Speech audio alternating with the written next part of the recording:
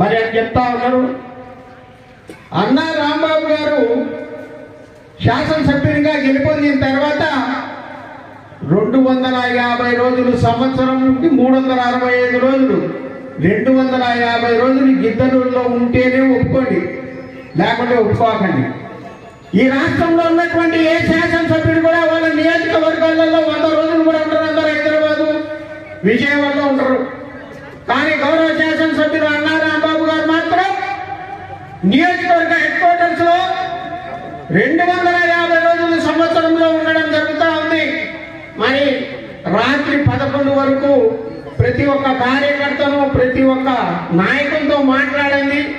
ఇంటికి పోడు రాత్రి 12 తర్వాత మాత్రమే కింద నుంచి పోయి పడుకోవడం వరకే మార్గం వెళ్ళిపోతా ఉన్నాడు. మరి అది కూడా గమనించాలా.